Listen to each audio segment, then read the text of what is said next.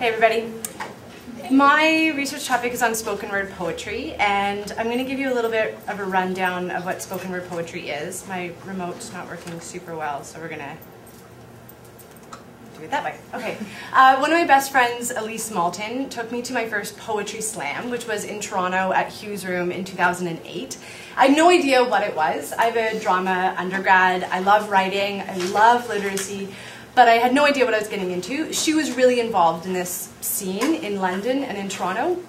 So I went and I completely fell in love with it.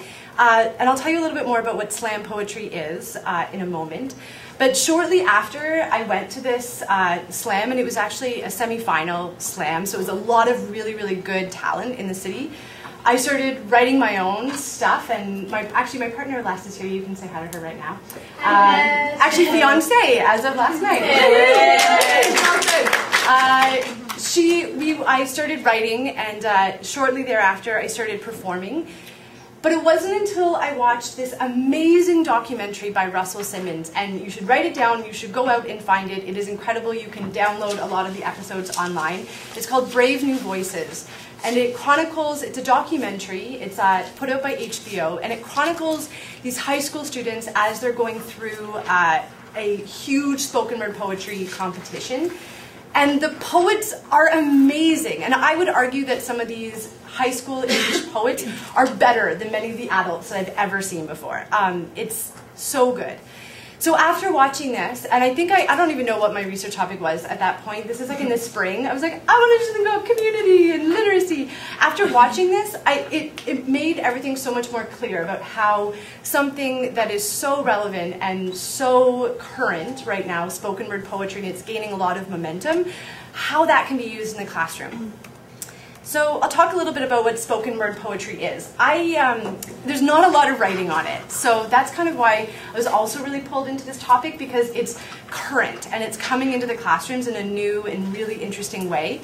Spoken word poetry is the umbrella term that I've given to a lot of different genres. So within spoken word poetry is the umbrella term.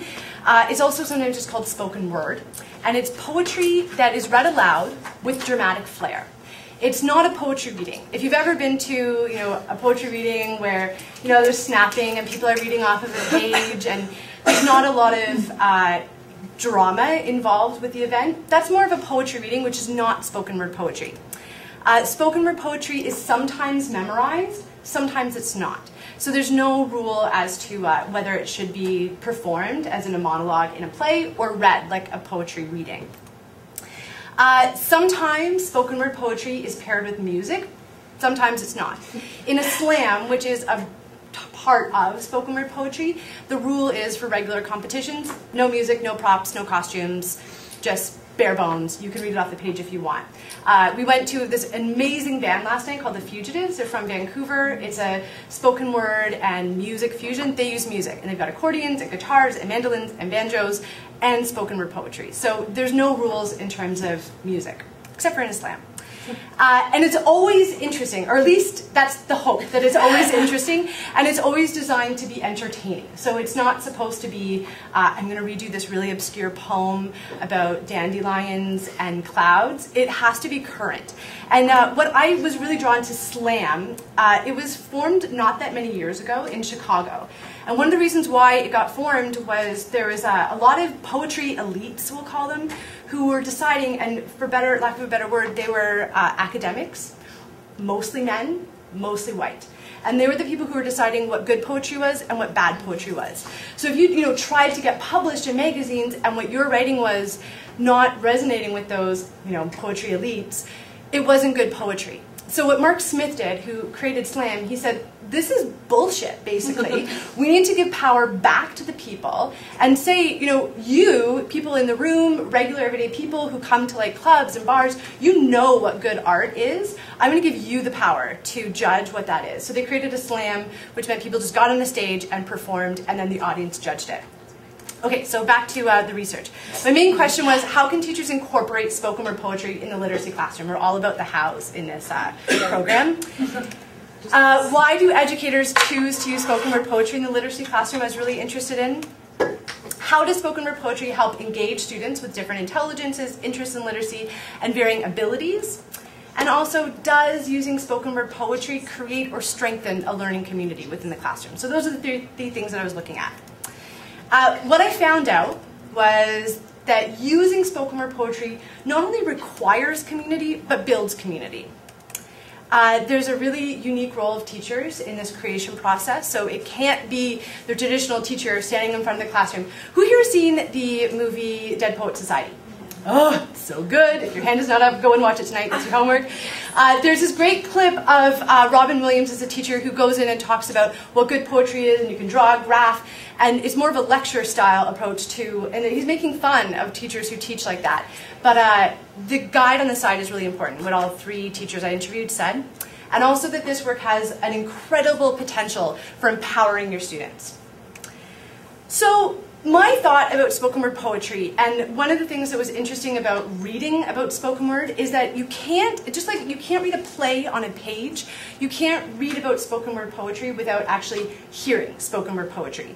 So I took all my findings, I took all of the really, really inspiring things that my teachers were saying, and I turned it into a piece. My partner Leslie and I often create works together. She is a phenomenal guitar player, so we just made this in terms of she made the music, I put all this stuff together. So I'm going to elaborate on my findings. It's not traditional in the way that you might not walk out of here knowing exactly the methodology to use, but I can definitely email you my more traditional paper if you care to hear more about it. Sweet. I always feel like Rafi. Yes. Do you want to come in? Could you come closer so we can have you in the video? You're immortalized in film. I'm kind of a geek. Not in that cliched plaid and glasses kind of way, but how I often want to wrap myself up in the things that many people detest. I love school. I love school so much that I think I just went to teachers college in order to always be a student. Always be challenged, always be pushed, always self-improving. So it came as no surprise that without a teacher, a drought came that dried up my pen and made my voice too parched to speak. These words are made possible today by the teachers whose fountains not only filled up my cup, but continually pour into young people's canteens everywhere who know the dangers of dehydration. Who care enough to pick up a pen and put their truth down, to pick up a book and investigate someone else's truth, to pick up where a student's last inspiration left off and get them to listen, listen, listen, to ask good questions, to read, read, read, and then write their truths down for others to find. This poem is me holding up a mirror so these teachers can see how beautiful they are. These teachers that say, every time you speak like this, you change the world. And who remind us we only speak words that support each other. And who wonder, why would we teach our students to ride a bike starting with the unicycle? And because these teachers exist, I can see that this is the miracle of flight. We support our brothers and sisters in the art of not hitting the bottom. This is the miracle of flight. Many planes and flying contraptions crashed before we could make a living off of defying gravity. This is the miracle of flight. Because I am safe, I can jump off this building and know that if I don't fly, your arms will be my safety net. We hold hands. We watch each other fail. We watch each other soar. We listen, listen, listen to each other's blushing secrets. We listen between the silences to know that because I am safe, I can show you how softly I can speak. Because we all have stories to yell, and each one of us is the electric guitar at the ballet. Pretty overwhelming to think about the barriers that can exist in a classroom between people. You're a Shiza, I'm a Hiza. And how these barriers can just dissolve after you scream together in a class for the whole afternoon just to feel the vibrations ripple off your skin of every rule you are breaking.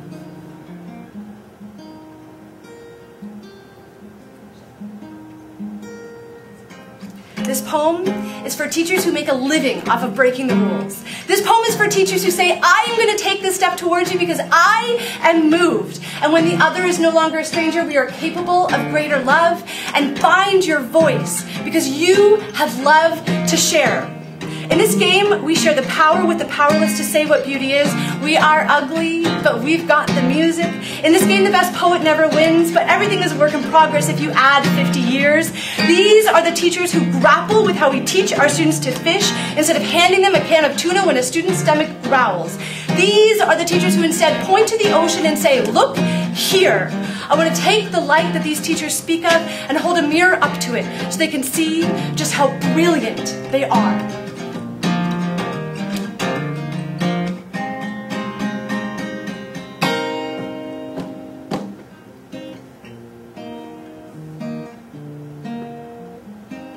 Maybe they're right. People may have forgotten how to speak beautifully, but you are the strings tied around all of our fingers whispering, remember, the beauty in this world is you. So open your mouth and let it out. Can you hear it?